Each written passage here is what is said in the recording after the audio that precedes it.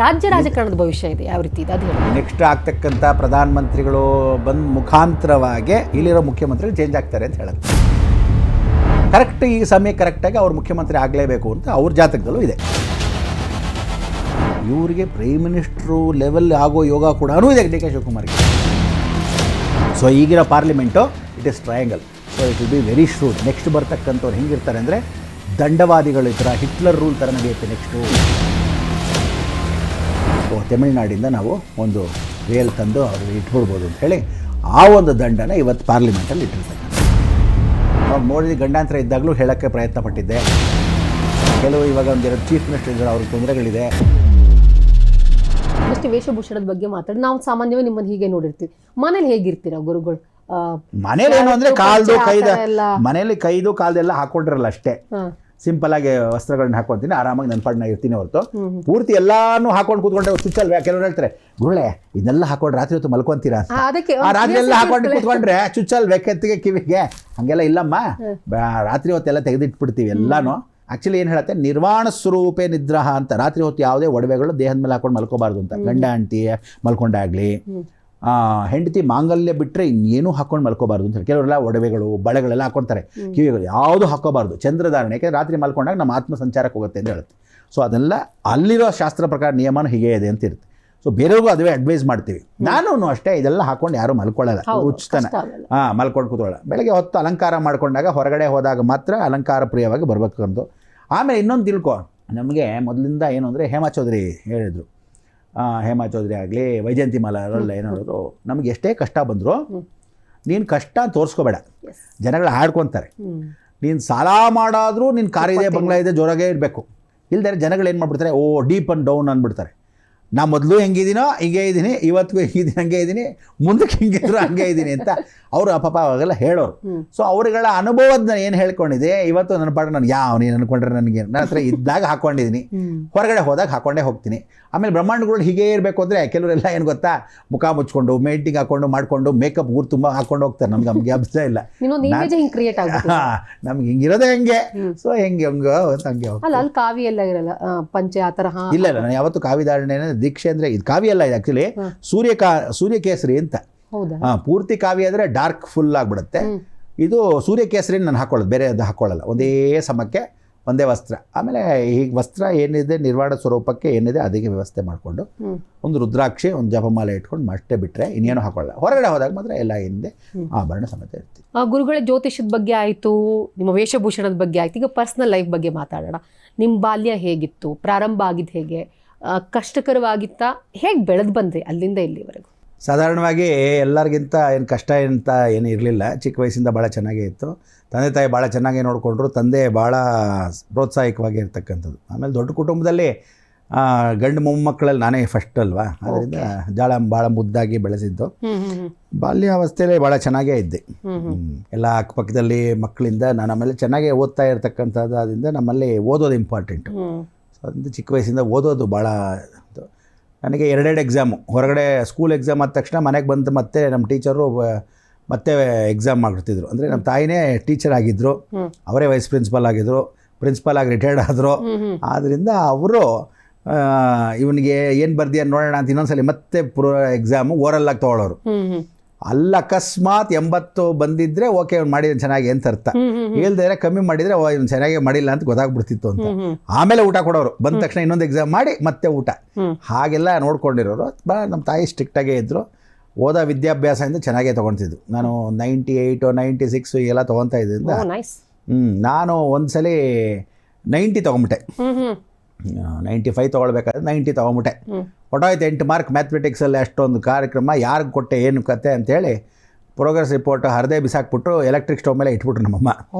ಆಮೇಲೆ ಸ್ಕೂಲ್ಗೆ ಹೋಗಿ ಅವರೇ ಪಾಪ ಪಾರ್ಡನ್ ಕೇಳಿ ಬೇಜಾರು ಮಾಡ್ಕೊಬೇಡಿ, ನಾನು ಟೀಚರೇ, ಈ ಕೋಪಕ್ಕೆ ಇಟ್ಬಿಟ್ಟೆ, ಅವ್ನು ಕಮ್ಮಿ ಮಾರ್ಕ್ಸ್ ತೊಗೊಂಡಿದ್ದಾನೆ ಅಂತ ಏನು ಮಾಡೋದು. ಬಟ್ ಆ ಕ್ರಿಶ್ಚಿಯನ್ ಸ್ಕೂಲಲ್ಲೇ ನಾನು ICS ಸಿಲೆಬಸ್ ಓದಿದ್ದು, ಸೆಂಟ್ ಜರ್ಮನ್ಸ್ ಅಂತ. ಅಲ್ಲಿ ಓದಿರೋದ್ರಿಂದ ಅದಕ್ಕೆ ನಮ್ಮಮ್ಮ ಸ್ಟೇಟ್ ಸಿಲೆಬಸ್ ಆಗಿ ಅವ್ರ ಪಾಪ ICS ಸಿಲೆಬಸ್ನೆಲ್ಲ ನನಗೆ ಟ್ರೈನಿಂಗ್ ಕೊಡೋಕ್ಕೋಸ್ಕರ ಅವರು ಓದಿ ಆಮೇಲೆ ನಾನು ಟ್ರೈನಿಂಗ್ ಕೊಡಬೇಕಲ್ಲ ಅಂತ ಸ್ಕೂಲಲ್ಲಿ ನನ್ನ ಸೇರಿಸಿದ್ರೆ ಸರಿ. ಅದಕ್ಕೆಲ್ಲ ಪಾಪ ಓದಿ ಕಷ್ಟಪಟ್ಟು ಭಾಳ ಚೆನ್ನಾಗಿ ಓದಿಸಿದ್ದಕ್ಕಂಥ. ಹಿಡಿದು ಆಮೇಲೆ ತುಂಬ ಗಲಾಟೆ ಮಾಡ್ತಿದ್ದೆ ಹುಡುಗರು ನಾನು ನೆಮ್ಮಡಿ. ಹೌದಾ? ಮೊಮ್ಮಕ್ಕಳಲ್ಲಿ? ಅಲ್ಲ ಮೊಮ್ಮಕ್ಕಳಲ್ಲ, ಸ್ಕೂಲಲ್ಲಿ ಹೊರಗಡೆ ಆಟ ಆಡೋದ್ರಲ್ಲೆಲ್ಲ ನಾನೇ ಗಲಾಟೆ ಜಾಸ್ತಿ. ಈಗಿನ ಆ ಕಾಲದಲ್ಲಿ ತುಂಬಾ ಗಲಾಟೆ ಮಾಡ್ತಿದ್ದೆ ಅಂತ ಎಲ್ಲರೂ ಹೇಳೋರು. ಸೊ ಅದರಿಂದ ಅದಾದಮೇಲೆ ಇಲ್ಲಿ ಈ ಥರ ಫೀಲ್ಡ್ಗೆ ಹೊಟ್ಟೋದಿಲ್ಲ ನೀನು, ಎಷ್ಟು ಓದ್ಬಿಟ್ಟು ವಿದೇಶದಲ್ಲಿ ಇರ್ತೀಯ ಅಂತ ಅಂದ್ಕೊಂಡೆ ಅಂತ ಭಗವಾಗ ಅಂತಿರ್ತಾರೆ ನಮ್ಮಮ್ಮ. ಸಾಧಾರಣವಾಗಿ ನಾನು ಅಷ್ಟು ಓದಿದ್ದಕ್ಕೆ ನೀನೆಲ್ಲೋ ಫಾರಿನಲ್ಲಿ ಇರ್ತೀಯ, ಅದ ಕಂಪ್ನಿಲಿ ಮ್ಯಾನೇಜರ್ ಇರ್ತೀಯ, ನಾನು ಫಾರಿನ್ಗೆ ನೋಡ್ಬೋದಾಗಿತ್ತು, ಇಲ್ಲಿ ಬಂದು ಇಲ್ಲ ಈ ಥರ ವೇಷಭೂಷಣ ಹಾಕ್ಕೊಂಡು ಹಿಂಗಾಗ್ಬಿಟ್ಟೆ ಅಂತ ಅಧ್ಯಾತ್ಮ ನಾನು ಒಂದೊಂದ್ಸಲಿ ಅಂತಿರ್ತೀನಿ. ಅಲ್ಲಾದರೆ ನಾನು ಒಬ್ಬನೇ ಹೋಗ್ಬಿಟ್ಟು ಬೇರೆಯವ್ರಿಗೆಲ್ಲ ನಮಸ್ಕಾರ ಹಾಕಬೇಕಾಗಿತ್ತು. ಇವತ್ತು ಇಡೀ ಜಗತ್ತೆಲ್ಲ ಬಂದು ಅವ್ರ ಪಾಪ ನಮಸ್ಕಾರ ಅಂತಾರೆ ಅಂತ. ಅಂದರೆ ಭಗವಂತನ ಇಚ್ಛೆ, ಆ ವಿದ್ಯೆ ನನಗೆ ಈ ಕಡೆನೇ ಆಮೇಲೆ ನಾನು ಶಾಸ್ತ್ರ ಜ್ಯೋತಿಷ್ಯ ಎಲ್ಲ ಕಲ್ತ್ಕೊಂಡಾಗ ನನಗೆ 2 ಲೈಫ್ ಇತ್ತು ಅಂತ ಗೊತ್ತಿತ್ತು. ಮದುವೆ ಮಾಡಿಕೊಂಡು ಸಂಸಾರ ಮಾಡೋದು ಒಂದು ದಾರಿ ಇರ್ತಿತ್ತು, ಆವಾಗ ಒಂದು ಜೀವನ ನಡೀತಿತ್ತು. ಇನ್ನೊಂದು ಕಡೆ ಜೀವನ ಆಗಿದ್ದರೆ ಆಧ್ಯಾತ್ಮದಲ್ಲೇ ಹೋಗ್ತೀನಿ ಅಂತ. ಆಮೇಲೆ ಸ್ಥಿರವಾದ ಜೀವನ ಇದೆ ಅನ್ನೋದು ನನಗೆ ಗೊತ್ತಾಯಿತು. ಸೊ ಗೊತ್ತಾದ್ಮೇಲೆ ಅದಕ್ಕೆ ಅಂತ ಆ ಕಡೆ ತ್ಯಾಗ ಮಾಡಿ ನನ್ನ ಪಾಡಿಗೆ ನಾನು ಯಾವುದೋ ಮದುವೆ ಆಗೋ ಯೋಚನೆ ಬಂದೇ ಇಲ್ಲ, ಆ ಕಡೆ ಹೋಗ್ಲೂ ಇಲ್ಲ. ಸೊ ಬ್ರಹ್ಮಚಾರ್ಯತ್ವದಲ್ಲಿದ್ದೆ. ಅದರಲ್ಲಿ ಬ್ರಹ್ಮಚಾರಿಗಳು ಭಾಳ ಜನ ಇದ್ದಾರೆ, ಶ್ರೇಷ್ಠ ಬ್ರಹ್ಮಚಾರಿಯ ಉಳಿದವನು ನಾನು ಒಬ್ಬನೇ. ಅದ್ರ ಶ್ರೇಷ್ಠತೆ ಕಾಪಾಡ್ಕೊಳ್ಳೋದು ಭಾಳ ಇಂಪಾರ್ಟೆಂಟ್ ಅಲ್ವಾ. ಸೊ ಅದರಿಂದ ನಾನು ಮೊದಲಿಂದ ಹಾಗೆ ಬೆಳೆದಿದ್ದು. ಆಧ್ಯಾತ್ಮಲ್ಲಿದ್ದೆ, ಹೇಳಿದ್ನಲ್ಲ, ನಮ್ಮ ತಾತ ಅವ್ರ ಜೊತೆ ಜಗದ್ಗಳ ಜೊತೆ ಹೋಗೋದು ಆಗಲಿ, ಈ ಕಡೆ ಇನ್ನೊಂದು ಸ್ವಾಮಿಗಳ ಜೊತೆ ಹೋಗೋದಾಗಲಿ, ತೇರುಗಳು ಬಂದಾಗ ಉತ್ಸವಗಳ ಜೊತೆ ಹೊರಟೋಗೋದಾಗಲಿ. ಸೊ ರಜೆಗಳಿದ್ದಾಗಲೂ ನಾನು ಆಧ್ಯಾತ್ಮದಲ್ಲೇ ಇದ್ದರಿಂದ ನಾನು ಬೆಳೆದು ಬಂದಿದ್ದ ವಾತಾವರಣನೇ ಹಾಗಾಗೋಯ್ತು. ಅದರಿಂದ ಅದೇ ಇದರಲ್ಲಿ ಇದ್ಬಿಟ್ಟೆ. ನೀವು ಅಮ್ಮನ ಬಗ್ಗೆ ತುಂಬ ಹೇಳ್ತಿದ್ರಿ ಮಾತಿನ ಮಧ್ಯೆ. ಅಮ್ಮನ ಪಾತ್ರ ಹೇಗೆ ನಿಮ್ಮ ಜೀವನದಲ್ಲಿ? ಏನಾದರೂ ಅವ್ರ ಬಗ್ಗೆ ಹೇಳೋದಿದ್ರೆ ಯಾವ ರೀತಿ ಪ್ರಭಾವ ಬೀರಿದ್ದಾರೆ? ಪ್ರಭಾವ ಅಂದರೆ ನಮ್ಮ ತಾಯಿ ಜಾಸ್ತಿ ನನ್ನ ಬಗ್ಗೆ ಕಾಳಜಿ ಜಾಸ್ತಿ, ಅದಕ್ಕೆ ಪ್ರೀತಿ ಜಾಸ್ತಿ ಇದ್ದಾಗ ಕೋಪನೂ ಜಾಸ್ತಿ ಇರುತ್ತೆ, ಹೊಡೆತನೂ ಜಾಸ್ತಿ ಇರುತ್ತೆ. ಬೆಳೆಸ್ಬೇಕು, ಹೀಗೆ ಸ್ಟ್ರಿಕ್ಟಾಗಿ ಬೆಳೆಸ್ಬೇಕು ಅಂತ ಮುದ್ದು ಮಾಡಿ ಬೆಳೆದಿಲ್ಲ. ಟೀಚರ್ ಆಗಿದ್ರು ಅವರು, MA ಮಾಡಿರ್ತಕ್ಕಂಥದ್ದು. ಆಮೇಲೆ ಪ್ರಿನ್ಸಿಪಾಲ್ ಆಗಿ ರಿಟೈರ್ಡ್ ಆದವರು, 4-5 ಸ್ಕೂಲ್ಗಳಲ್ಲಿ ಪ್ರಿನ್ಸಿಪಾಲ್ ಆಗಿ ರಿಟೈರ್ಡ್ ಆದವರು. ಸರಿ, ಆದ್ದರಿಂದ ಅವರು ಅದೇ ಶಿಕ್ಷಣ ನಮಗೆ ಕೊಟ್ಟಿರೋದ್ರಿಂದ ನಾನು ಓದದೇ ಇರೋದು, ಸಾಧನೆ ಮಾಡದೇ ಇರೋದು ನೀನು ಮಾಡಬೇಕು ಜಗತ್ತಲ್ಲಿ ಅಂಥೇಳಿ ಅವ್ರ ಪಾಪ ಚಿಕ್ಕ ವಯಸ್ಸಿಗೆ ತುಂಬ ಕಷ್ಟಪಟ್ಟು ಮುಂದೆ ಬಂದವರು. ಅವ್ರಿಗೆ 8 ವಯಸ್ಸಿಗೆ ತಂದೆ ಕಳ್ಕೊಂಡಿದ್ದ ಸಮಯ. ಸೊ ಅಷ್ಟು ಕಷ್ಟಪಟ್ಟಿದ್ದು, ನೀನು ಹಂಗೆಲ್ಲ ಮಾಡಬಾರ್ದು ಅಂಥೇಳಿ ನನ್ನ ಜೊತೆನೇ ಅವರು ಭಾಳ ಚೆನ್ನಾಗಿ ಪ್ರೋತ್ಸಾಹ ಕೊಟ್ಟು ಚೆನ್ನಾಗಿ ಓದಿಸಿ ಮಾಡಿ, ಹೊಡೆದು ಬಡಿದ್ರೂ ಪ್ರೀತಿ ಜಾಸ್ತಿ, ವಾತ್ಸಲ್ಯ ಜಾಸ್ತಿ. ಸೊ ನಾನು ನಮ್ಮ ತಾಯಿ ಇಬ್ಬರೇ ಇರ್ತಕ್ಕಂಥ ವ್ಯವಸ್ಥೆ. ಸೊ ಆವಾಗ ಅವರು ತುಂಬ ಚೆನ್ನಾಗಿ ನನ್ನ ನೋಡಿಕೊಂಡ್ರು. ಆಮೇಲೆ ಇವತ್ತಿಗೂ ಅವ್ರು ನಾನು ನೋಡ್ಕೊಳ್ಳೋದು, ನಾನು ಅವ್ರು ನೋಡ್ಕೊಳ್ಳೋದು. ಅದಕ್ಕೆ ಅವ್ರಿಗೊಂದು ಮಗು, ನನಗೊಂದು ಮಗು ಅಂತ ಎಲ್ಲೇ ಹೋದ್ರೂ ಜೊತೆ ಕರ್ಕೊಂಡು ಹೊರಟೋಗ್ತೀನಿ. ಹೌದಾ? ತುಂಬ ಖುಷಿ ಆಯಿತು ಬಿಡಿ ಅದು ಕೇಳಿ. ಇವಾಗ ಇನ್ನೊಂದು ಕಡೆ ಈಗ ಜ್ಯೋತಿಷಿಗಳು ಸಾಮಾನ್ಯವಾಗಿ ಇತ್ತೀಚಿನ ಜ್ಯೋತಿಷಿಗಳು ಏನಾಗಿದ್ದಾರೆ ಅಂತ ಹೇಳಿದ್ರೆ, ಮಠನೋ ಆಶ್ರಮ ಕಟ್ಕೊಂಡು ಕೆಲವರು, ಎಲ್ಲರೂ ಅಂತಲ್ಲ, ಕೆಲವರು ಬಿಸ್ನೆಸ್ ಪರ್ಪಸ್ಸಿಗೆ ಬಳಸ್ಕೊಳ್ಳೋದು ಜಾಸ್ತಿ ಆಗಿದೆ. ನೀವು ಆ ರೀತಿ ಯಾವತ್ತೂ ಮಾಡಿಲ್ಲ, ಯಾಕೆ ಈ ಥರ ಆಲೋಚನೆ ಬಂದಿಲ್ಲ? ಮಠ ಕಟ್ಟಬೇಕು? ಸಾಧಾರಣವಾಗಿ ಮಠ ಅಂದರೆ ಮೊದಲಿಂದ ಕಟ್ಟೋದೇನಕ್ಕೆ ಅಂದರೆ ಒಂದು ಸಂಸ್ಥೆ ಬೆಳೆಸೋಕ್ಕೋಸ್ಕರ ಮಠ ಕಟ್ತಾರೆ. ನಾನು ಸಂಸ್ಥೆನ 1982 ಮಾಡಿಬಿಟ್ಟೆ. ಚಿಕ್ಕ ವಯಸ್ಸಿಗೆ ನಾನು ಮಾಡಿದವರು ನಾನು ಒಬ್ಬನೇ. ಶ್ರೀ ಸಂಪೂರ್ಣ ವರಮಹಾಲಕ್ಷ್ಮಿ ಮಹಾಸಂಸ್ಥಾನ ಅಂತ ಆ ಕಾಲದಲ್ಲೇ ಮಾಡಿಬಿಟ್ರೆ ನಾನು ಚಿಕ್ಕ ವಯಸ್ಸಿಗೆ. ಆಮೇಲೆ ರಿಜಿಸ್ಟರ್ಡ್ ಬಾಡಿ ಅದು ಆ ಕಾಲದಲ್ಲಿ ATG ಮಾಡಿ ಮಟ್ಟಿ ಯಾರೂ ಮಾಡಿರಲಿಲ್ಲ ಆಗ. ಸೊ ಆ ಟೈಮ್ಗೆ ಬಾಲಗಂಗಾಧರ ಸ್ವಾಮಿಗಳಿಗೂ ATG ಬಂದಿರಲಿಲ್ಲ, ಸುತ್ತೂರು ಮಠಕ್ಕೂ ಬಂದಿರಲಿಲ್ಲ. ಇವರೆಲ್ಲ ಆವಾಗ ATGಗೆ ಪ್ರೋತ್ಸಾಹನೇ ಕೊಟ್ಟಿರಲಿಲ್ಲ. ಸೊ ಆ ಟೈಮ್ಗೆ ಇನ್ಕಮ್ ಟ್ಯಾಕ್ಸ್ ಇದರಲ್ಲಿ ATG ಅಂತ ಬಂದು ಫಸ್ಟು ಬಂದಾಗ 7th ಪ್ಲೇಸೇ ನಂದಿತ್ತು. ಸೊ ಆವಾಗಿಂದ ನಾವೇನೋ ಸೋಷಿಯಲ್ ಆ್ಯಕ್ಟಿವಿಟೀಸ್ ಏನು ಬೇಕಾದ್ರೂ ಮಾಡ್ಬೋದು ಜಗತ್ತಿಗೆ ಅಂತ. ಅವ್ರು ಆವಾಗ ಮಾಡಿ 2 ಟ್ರಸ್ಟ್ ಮಾಡು, ಇದರಲ್ಲಿ ಸೋಷಿಯಲ್ ವರ್ಕ್ ಮಾಡ್ಬೋದು ಅಂತ. ಆ ಟೈಮಲ್ಲಿ ನಾನು 5,000 ಮಕ್ಕಳನ್ನ ದತ್ತು ತೊಗೊಳ್ತಿದ್ದೆ ವರ್ಷಕ್ಕೆ. ಸೊ 5,000 ಮಕ್ಕಳಿಗೆ ಒಂದು ಮಗುಗೆ 10,000 ರೂಪಾಯಿ ಬೀಳ್ತಿತ್ತು. ಆ ಮಗು ಖರ್ಚು ಒಂದು ವರ್ಷಕ್ಕೆ, ಬಟ್ಟೆ, ಬುಕ್ಸು, ಇಂಥ ಊಟ ತಿಂಡಿಗೆಲ್ಲ. ಸೊ ಆ ಥರ 5,000 ಮಕ್ಕಳಿಗೆ ನಾನು ತೊಗೊತಿದ್ದೆ. ಸುಧಾಮೂರ್ತಿಯವರು 50,000 ಜನ ಮಕ್ಕಳು ತೊಗೊಳ್ಳು, ರವಿಶಂಕರ್ ಅವರು 60,000 ಜನ ಮಕ್ಕಳು ತೊಗೊಳ್ಳು. ನಾನು ಅಟ್ಲೀಸ್ಟ್ ಒಂದು 5,000 ತೊಗೊಳ್ಳೋಣ ಅಂದಾಗ ಎಷ್ಟು ಖರ್ಚು ಬೀಳುತ್ತೆ. ಸೊ 10,000 ಅಂದಾಗ ನಾನು ಏನು ಮಾಡ್ತಿದ್ದೆ, ಒಂದು CD ಥರ ಮಾಡಿ ಯಾವ್ಯಾವ ಮಕ್ಕಳನ್ನ ದತ್ತು ಅಂದರೆ, ಇವಾಗ ನೀನು ಸ್ಕೂಲ್ ನಡೆಸ್ತಿರ್ತೀವಿ, ಒಂದು 300 ಜನ ಸ್ಕೂಲು, ನಿನಗೆ ಊಟ ತಿಂಡಿ ಹಾಕಕ್ಕೆ ಬರಲ್ಲ. ಅವಾಗ ನಾನು ಬಂದೇನು ಹೇಳ್ತೀನಿ, ನಿಮ್ಮಲ್ಲಿರೋ 300 ಜನ ನಾನೇ ನೋಡ್ಕೊತೀನಿ, ಅವ್ರ ಖರ್ಚಿಗೆ ಅಂತ ಆ ಥರ ದತ್ತು ತೊಗೊಳ್ತಾರೆ. ಆ ಥರ ಸ್ಟೇಟು, ಪಕ್ಕದ ಸ್ಟೇಟು, ಆಂಧ್ರಾಗಿಂದ ಎಲ್ಲ ಸೇರಿ 5,000 ಜನ ಮಕ್ಕಳನ್ನ ನಾನು ನೋಡ್ಕೊತಿದ್ದೆ. ಅದು ಸುಮಾರು ಸತತವಾಗಿ 9 ಇಂದ 8 ವರ್ಷವರೆಗೂ ಎಲ್ಲರೂ ನೋಡಿಕೊಂಡೆ. ಆಮೇಲೆ ದುಡ್ಡಿನ ಅಭಾವ ಬಂತು, ಕೆಲವರೆಲ್ಲ ಕೊಡಲಿಲ್ಲ, ನಾನು ಸುಮ್ಮನೆ ಆಗ್ತಾ ಬಂದೆ. ಬಟ್ ಆದರೆ ಎಷ್ಟಾಗುತ್ತೋ ನನ್ನ ಕೈಲಿ ಆಗದ ಮಟ್ಟಕ್ಕೆ ನೋಡಿಕೊಂಡೆ. ಹಸುಗಳೊಂದು 6-7 ಹಸು ಇತ್ತು, ಅದೊಂದು 27 ಹಸುವರೆಗೂ ಆಗೋಗಿದ್ದೀವಿ. ದೊಡ್ಡದಾಗಿ ಹಸು, ಅದು ಗೋಶಾಲೆ ಅಂತ ಮಾಡಿತ್ತು. ಆಮೇಲೆ ಆ ಗೋಶಾಲೆ ಜೊತೆಗೆ ಏನು ಮಾಡ್ತಿದ್ದೆ, ನನ್ನದೇ ಜಯಲಲಿತಾ ಸಮಯಕ್ಕೆ ಒಂದು ಆನೆನೂ ಕೊಟ್ಟಿದ್ದು, 3 ತಿಂಗಳ ಮಗು ಆನೆ. ಅದು ಕೊಟ್ಟಿದ್ರು, ಅಂದರೆ ಮಠಕ್ಕೆ ದಾನ ಅಂತೇಳಿ ಜಯಲಲಿತಾ ಹೋಗೋಕ್ಕೆ ಮೊದಲು ಕೊಟ್ಟಿದ್ರು. ಓಕೆ. ಅದನ್ನು ಹಾಗೆ ನೋಡ್ಕೊತಾ ಇದ್ದೆ. ಅದಾದಮೇಲೆ ಆನೇನು ತೊಗೊಂಬಂದು ಸಿಟಿಲಿ ಸಾಕು ಕಷ್ಟ, ಆಶ್ರಮ ಮಾಡಬೇಕು ಅಂತ ಹೇಳಿ ಅಂದ್ಕೊಂಡಾಗ ನನಗೆ ಆಶ್ರಮಕ್ಕೆ ಇನ್ನೂ ಜಾಗ ಆಗಿರಲಿಲ್ಲ. ಸೊ ಅದಕ್ಕೇನು ಮಾಡಿದೆ, ನಾನು ತಿರುಕುರುಂಗುಡಿ ಅನ್ನೋ ಜಾಗದಲ್ಲಿ ಅಲ್ಲಿ ಹೋಗಿ GR ಸ್ವಾಮಿಗಳು ಅಂತ ಅಲ್ಲಿ ಆನೆ ಕೊಟ್ಬಿಟ್ಟಿದ್ದೀನಿ. ಆಗ ದೇವಾಲಯ ವಾಸ್ತುನೇ ನೋಡ್ಬೇಕಾದ್ರೆ ನಾನು ಮನೆ ವಾಸ್ತು ನನಗೆ ಆರ್ಡಿನರಿ ಇದ್ದ ಹಾಗೆ. ಸೊ ಅವಾಗ ವಾಸ್ತುನೆಲ್ಲ ನೋಡ್ತಕ್ಕೆ ಹೋಗ್ತೀನಿ. ಅದು ಅವರ ಪರ್ಮಿಷನ್ಸ್ ತೊಗೊಂಡ್ರೆ ವಾಸ್ತು ನೋಡಿ ಸರಿಪಡಿಸಿ ಅದನ್ನು ಬರ್ಕೊಡ್ತೀನಿ ಆರ್ಕಿಟೆಕ್ಟ್. ಕೆಲವು ದೊಡ್ಡ ದೊಡ್ಡ ಬಿಲ್ಡಿಂಗ್ಸ್, ಇವಾಗ ಫಾರ್ ಎಕ್ಸಾಂಪಲ್ ಇಂಡಿಯಾದಲ್ಲಿ ರೌಂಡ್ ಆಗಿತ್ತು ಪಾರ್ಲಿಮೆಂಟು, ಅದಕ್ಕೆ ಯಾರಿಗೋ ಒಬ್ಬರು ಲೆಟ್ರ್ ಬರೆದ ಮುಖಾಂತರ ಮೋದಿಗೂ ಹೇಳಿ ಕಳಿಸ್ದೆ. ಇಲ್ಲಿರೋ MP ಏನು ಮಾಡಿದ್ರು, ಕೆಲವರೆಲ್ಲ ಅವ್ರ ಹೆಸರು ಹೇಳೋಕ್ಕೆ ಇಷ್ಟಪಡಲ್ಲ, ಅವ್ರುಗಳು ನಾನೆಲ್ಲ ಫೇಮಸ್ ಆಗಿಬಿಡ್ತೀನಿ ಅಂತ ನನಗೇನಾಗಬೇಕಾಗಿದೆ, ಫೇಮಸ್ ಆಗಿಬಿಡ್ತೀನಿ, ಅವ್ರಿಗೆ ಅದನ್ನು ತಲುಪಿಸ್ಲೂ ಇಲ್ಲ. ಆದರೆ ಈಗ ನೆಕ್ಸ್ಟು ರೌಂಡ್ ಆಗಿರತಕ್ಕಂಥ ಪಾರ್ಲಿಮೆಂಟು ಯಾವಾಗ ಟ್ರಯಾಂಗಲ್ ಪಾರ್ಲಿಮೆಂಟ್ ಆಗೋಯ್ತು ನರೇಂದ್ರ ಮೋದಿ ಮಾಡಿದಾಗ, ಮೇಲ್ಗಡೆ ಇರೋ ಸಿಂಹಕ್ಕೆ ಯಾವಾಗ ವಕ್ರ ಹಲ್ಲು ಬಂದ್ಬಿಡ್ತು, ಇನ್ನು ಮೇಲೆ ಶೂಡಾಗಿರ್ತಕ್ಕಂಥ ಸರ್ಕಾರದವರೇ ಬರ್ತಾರೆ ಅಂತ ಬರೆದಿಟ್ಕೋ ಶಾಸನ, ಇದು ನಡೆಯುತ್ತೆ. ಸೊ ಅದಕ್ಕೆ ತ್ರಿಕೋಣಾತ್ಮಿಕ ದೀಪಿಕ, ಅದಕ್ಕೆ ನೋಡು ಒಂದು ರೌಂಡ್ ಮುಂದೆ ಒಂದು ಟ್ರಯಾಂಗಲ್ ಬಂದ್ಬಿಟ್ಟಿದೆ. ಸೊ ಈಗಿರೋ parliament it is triangle. So it will be very shrewd. Next ಬರ್ತಕ್ಕಂಥವ್ರು ಹೆಂಗಿರ್ತಾರೆ ಅಂದರೆ ದಂಡವಾದಿಗಳು, ಈ ಥರ ಹಿಟ್ಲರ್ ರೂಲ್ ಥರ ನಡೆಯುತ್ತೆ ನೆಕ್ಸ್ಟು. ಇದನ್ನು ಬರೆದಿಟ್ಕೋ ಅಂತ ನಾನು ಶಾಸನ ಅದನ್ನು ಬರದೇ ಆಗಲೇ ವೀರಬ್ರಹ್ಮಯ್ಯ ಸ್ವಾಮಿ ಚರಿತ್ರೆಲ್ಲ ಬರೆದುಬಿಟ್ಟಿದೆ. ತಪ್ಸಕ್ಕಾಗ್ಬೋದೇನೋ ಅಂತ ಪ್ರಯತ್ನ ಪಟ್ವಿ, ಆಗಲಿಲ್ಲ. That is definitely. So Narendra Modi ಮುಖಾಂತರ ಆಯಿತು ಅಂದರೆ ಅಲ್ಲಿ ನಡೆಯುತ್ತೆ ಹೀಗೆ ಅನ್ನೋದು ಮೊದಲಕ್ಕೆ ಗೊತ್ತಾಗುತ್ತೆ. ಅದಕ್ಕೆ ಅವರು ಏನು ಮಾಡಿದ್ರು, ಅವ್ರಿಗೂ ಯಾರಾದರೂ ನಮಗಿಂತ ದೊಡ್ಡ ಪಂಡಿತರು ಯಾರೋ ಹೇಳ್ತಾರೆ. ಆಗ ಅವರೇನು ಮಾಡಿದ್ರು, ತಮಿಳ್ನಾಡಿಂದ ನಾವು ಒಂದು ವೇಲ್ ತಂದು ಅವ್ರಿಗೆ ಇಟ್ಬಿಡ್ಬೋದು ಅಂತ ಹೇಳಿ ಆ ಒಂದು ದಂಡನ ಇವತ್ತು ಪಾರ್ಲಿಮೆಂಟಲ್ಲಿ ಇಟ್ಟಿರ್ತಕ್ಕಂಥದ್ದು. ಸೊ ಆ ಒಂದು ದಂಡ ಅವ್ರು ಇಟ್ಟಿರೋದು ಏನಕ್ಕೆ ಅಂದರೆ ಇಂಥವ್ರನ್ನೂ ಕಂಟ್ರೋಲ್ ಮಾಡತ್ತದು ಅನ್ನೋದನ್ನ ಅವರು ಅದಕ್ಕೆ ತಂದು ಇಟ್ಟಿದ್ದಾರೆ. ಸೊ ಅವ್ರಿಗೆ ಗೊತ್ತು ಮೋದಿಗೆ ಇಂಥದ್ದೆಲ್ಲ ಮಾಡಬೇಕು, ಇಂಥವ್ರು ಕಂಟ್ರೋಲ್ ಆಗದೇ ಶೂಡ್ ಆಗುತ್ತೆ ನೆಕ್ಸ್ಟ್ ಅಂತೆಲ್ಲ ಗೊತ್ತು. ಸೊ ಅದಕ್ಕೆಲ್ಲ ಕಂಟ್ರೋಲ್ ಅವರೂ ಮಾಡ್ತಾ ಇದ್ದಾರೆ. ಸೊ ಅವ್ರಿಗೂ ಅಡ್ವೈಸರ್ಸ್ ನಮಗೇನು ದೊಡ್ಡವರು ಇರ್ತಾರೆ. ಸೊ ನಮ್ಮ ಪ್ರಯತ್ನ ನಾವು ಮಾಡಬೇಕು. ಎಷ್ಟೋ ವಿಶೇಷಗಳು ಹೇಳಿರ್ತೀನಿ. ಅವಾಗ ಮೋದಿ ಗಂಡಾಂತರ ಇದ್ದಾಗಲೂ ಹೇಳೋಕ್ಕೆ ಪ್ರಯತ್ನ ಪಟ್ಟಿದ್ದೆ, ಅದು ಒಂದಿಬ್ಬರು ತಲುಪಿಸಿದ್ರು. ಕೆಲವು ಇವಾಗ ಒಂದೆರಡು ಚೀಫ್ ಮಿನಿಸ್ಟರ್ ಇದ್ದಾರೆ, ಅವ್ರಿಗೆ ತೊಂದರೆಗಳಿದೆ, ಅವ್ರುಗಳಿಗೆ ನಾನು ತಿಳಿಸೋಕ್ಕೆ ಪ್ರಯತ್ನ ಪಡ್ತೀನಿ. ಬಟ್ ಏನಾದ್ರು ಹೋಗಬೇಕಲ್ಲ ಡೈರೆಕ್ಟಾಗಿ. ಕೆಲವರು ಅವರೇ ಕರ್ಸ್ಕೊಂಡಿರ್ತಾರೆ, ಕೆಲವರು ನಾನು ಹೇಳ್ಬಿಟ್ಟಾಗ ಅಂದಾಗ ಇವ್ರು ಹೇಳ್ಬಿಟ್ರೆ ಫೇಮಸ್ ಆಗಿಬಿಟ್ರೆ ಅಂತ. ನನಗೇನಾಗಬೇಕು ಫೇಮಸ್ ಆಗಿ? ದೇಶಕ್ಕೋಸ್ಕರ ಒಂದು ಪ್ರೈಮ್ ಮಿನಿಸ್ಟ್ರು, ದೇಶಕ್ಕೋಸ್ಕರ ಒಂದು ಚೀಫ್ ಮಿನಿಸ್ಟ್ರು ಅಂತ ಇರ್ತಾರೆ. ನಮ್ಮಲ್ಲಿ ರಾಜ್ಯ ಚೆನ್ನಾಗಿರಬೇಕು ಅಥವಾ ದೇಶ ಚೆನ್ನಾಗಿರಬೇಕು. ಚೆನ್ನಾಗಿದ್ಮೇಲೆ ಒಂದ್ಸಲ ಪ್ರೈಮ್ ಮಿನಿಸ್ಟರ್ ಆದರೆ ಯಾವ ಪಕ್ಷ ಆದ್ರೂ ನಮ್ಮ ಪ್ರಧಾನಮಂತ್ರಿ, ನಮ್ಮ ಮುಖ್ಯಮಂತ್ರಿ ಅನಿಸ್ಬಿಡುತ್ತೆ. ಆವಾಗ ನಾವು ಅವ್ರಿಗೋಸ್ಕರ ಮಾಡಬೇಕು. ಸೊ ಅಂಥದ್ದೆಲ್ಲ ಇದ್ಕೊಂಡಾಗ ಸಲಹೆ ಸೂಚನೆಗಳು ಕೆಲವು ಕೊಡ್ತೀನಿ. ಓಕೆ. ನೀವೀಗ ದಂಡದ ಬಗ್ಗೆ ಹೇಳಿದ್ರೆ ನನಗೆ ತಕ್ಷಣ ಒಂದು ಕ್ವಶನ್ ನೆನಪಾಯಿತು, ಆಗಲೇ ಕೇಳಬೇಕು ಅಂತ ಅಂದ್ಕೊಂಡು. ನೀವು ಯಾವಾಗಲೂ ನಿಮ್ಮ ಹತ್ರ ಒಂದು ಆಯುಧನ ಏನೋ ನಂಗೆ ಗೊತ್ತಿಲ್ಲ, ಅದು ಒಂದು ಇಟ್ಕೊಂಡಿರ್ತೀರಾ. ಅದೇನು ಅಂದರೆ ಅದು ಯಾರಾದರೂ ನಿಮಗೆ ಗುರುಗಳು ಕೊಟ್ಟಿದ್ದ ಏನು ಎಕ್ಸಾಕ್ಟ್ಲಿ? ಹೌದು, ಅದು ದೀಕ್ಷೆ ಕೊಟ್ಟು ಅಮ್ಮನವರೇ ಸ್ವತಃ ಕೊಟ್ಟಿದ್ದದು. ಬೇರೆಯವ್ರಿಗೆ ಹೇಳಿದ್ರೆ ನಗ್ಪಾಟ್ಲು ಒಂಥರ ಹಾಸ್ಯಾಸ್ಪದವಾಗಿರುತ್ತೆ. ಅದಕ್ಕೆ ಸ್ವತಃ ಅಮ್ಮನವರೇ ನನಗೆ ಕೊಟ್ಟಿದ್ದು. ಅಂದರೆ ನಾನು ಒಂದ್ಸಲಿ ಸಂಧ್ಯಾ ವಂದನೆ ಪೂಜಾ ಪುನಸ್ಕಾರ ಮಾಡುವಾಗ ಅಮ್ಮನವ್ರ ವೇಲ್ ನನ್ನ ಹತ್ರ ವಿಗ್ರಹ ಇತ್ತು. ಆ ವಿಗ್ರಹ ಅಷ್ಟಾದಶಭುಜ ದುರ್ಗ ಅವಳ ಕೈಯಲ್ಲಿ ಇರಲಿಲ್ಲ, ನಾನು ಮಾಡಿಸಿಲ್ಲ. ಅದು ಆ ಸಮಯಕ್ಕೆ ಯಾರೋ ಒಬ್ಬರು ಬಂದಾಗ ಹಿಂಗೆ ನಿನ್ನ ಹತ್ರ ಅಮ್ಮನವ್ರು ಹೇಗಾದರೂ ಮಾಡಿ ವೇಲ್ ಕೊಡ್ತಾಳೆ, ಅವಳು ಆಯುಧ ನಿಂಗೆ ಕೊಡ್ತಾಳೆ. ಹೇಗೆ ಕೊಡ್ತಾಳೆ? ಈ ಕಲಿಯುಗದಲ್ಲಿ ವೇಲು ನಮಗೆ ಬರುತ್ತೆ ಅಂತ. ಆಗಲೂ ಪೂಜೆ ಸಂಧ್ಯಾ ವಂದನೆ ಮಾಡೋ ಸಮಯಕ್ಕೆ ಅವಳ ಕೈಯಲ್ಲೇ ಪ್ರಕಟವಾಗಿರ್ತಕ್ಕಂಥ ವೇಲದು.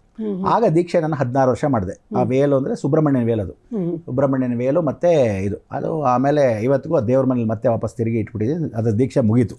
ಆಂಜನೇಯ ಮತ್ತು ವೇಲು ಅದೆರಡೂ ಇತ್ತು, ಅದು ಮುಗೀತು. ಈಗ ನಾಗಾರಾಧನೆ ಮತ್ತು ಗಜಾರಾಧನೆ, ಸುಬ್ರಹ್ಮಣ್ಯ ಗಣಪತಿ ಇಬ್ಬರು ಇರತಕ್ಕಂಥ ಆರಾಧನೆ ಮಾಡ್ತಾಯಿದ್ದೀನಿ. ಸೊ ಆಗ ವೇಲ್ದು ಮುಗೀತು, 16 ವರ್ಷ ಆಯಿತು. ಸೊ ಅದನ್ನು ಮತ್ತೆ ದೇವರ ಹತ್ರ ಇಡಬೇಕು, ಇಟ್ಟಾಗೋಯ್ತು. ಈಗ ನೆಕ್ಸ್ಟು ನಾಗಾರಾಧನೆ ಅದು ನಾಗಾಭರಣ ಹಾಕ್ಕೊಂಡು. ಅದಕ್ಕೋಸ್ಕರ ಇದು. ಇವಾಗ ಬ್ರಹ್ಮಾಂಡ ಗುರೂಜಿ ಅಂತ ಹೇಳಿದ್ರೆ ಭವಿಷ್ಯ ಹೇಳೋದ್ರಲ್ಲೇ ಫೇಮಸ್ಸು. ಆ್ಯಕ್ಚುಲಿ ಇಲ್ಲಿ ಪರ್ಸನಲ್ ಲೈಫು ಜ್ಯೋತಿಷ ಬಗ್ಗೆ ಕೇಳ್ತಿದ್ವಿ, ಭವಿಷ್ಯದ ಬಗ್ಗೆ ಒಂದು ಪ್ರಶ್ನೆ ಕೇಳೋಣ ಅಂತಿದ್ದೀನಿ. ರಾಜಕಾರಣ, ದೇಶದ ಬಗ್ಗೆ ಹೇಳಿದ್ರಿ ನೀವು. ಮೋದಿ ಬದಲಾವಣೆ ಆಗೋ ಸಾಧ್ಯತೆ ಇದೆ, ಯೋಗಿ ಆದಿತ್ಯನಾಥ್ ಯಾರೋ ಸಂತರು ಬರೋ ಸಾಧ್ಯತೆ ಇದೆ ಅಂತ. ಸಾಧ್ಯತೆ ಅಲ್ಲ, ಗ್ಯಾರಂಟಿ ಪಕ್ಕನೆ, ಮುಲಾಜೆ ಇಲ್ಲ. ಆದರೆ ನಾನು ಖಡಾಖಂಡಿತವಾಗಿ ಹೇಳ್ತೀನಿ, ಯಾರೇನು ನಾನು ಕೇರ್ ಮಾಡಬೇಕಾಗಿಲ್ಲ. ಯಾಕೆಂದರೆ ಇದು ನನಗಿಂತ ಮೊದಲು ಕಾಲಜ್ಞಾನಿಗಳಾಗಿರೋ ವೀರಬ್ರಹ್ಮಯ್ಯ ಸ್ವಾಮಿ, ಕೈವಾರ ತಾತಯ್ಯ ಇವರೆಲ್ಲ ಮೊದಲೇ ಹೇಳ್ಬಿಟ್ಟಿರೋ ಭವಿಷ್ಯ. ರಾಜ್ಯ ರಾಜಕಾರಣದ ಭವಿಷ್ಯ ಇದೆ, ಯಾವ ರೀತಿ ಇದೆ ಅದು ಹೇಳಿಬಿಡಿ. ಏನು ಅಂದರೆ ರಾಜ್ಯ ರಾಜಕಾರಣದ ಭವಿಷ್ಯ ಅಂದರೆ ನೆಕ್ಸ್ಟ್ ಆಗ್ತಕ್ಕಂಥ ಪ್ರಧಾನಮಂತ್ರಿಗಳು ಬಂದ ಮುಖಾಂತರವಾಗಿ ಇಲ್ಲಿರೋ ಮುಖ್ಯಮಂತ್ರಿಗಳು ಚೇಂಜ್ ಆಗ್ತಾರೆ ಅಂತ ಹೇಳುತ್ತೆ. ಓಕೆ. ಅಂದರೆ ಇಲ್ಲಿರ್ತಕ್ಕಂಥ ಸರ್ಕಾರ ನಡಿಬೇಕು ಅನ್ನೋದನ್ನು ಚೇಂಜಸ್ ಆಗಲೇಬೇಕು ಅಂತ ಇರುತ್ತೆ. ಹಾಗೆ ಆಗತ್ತೆ.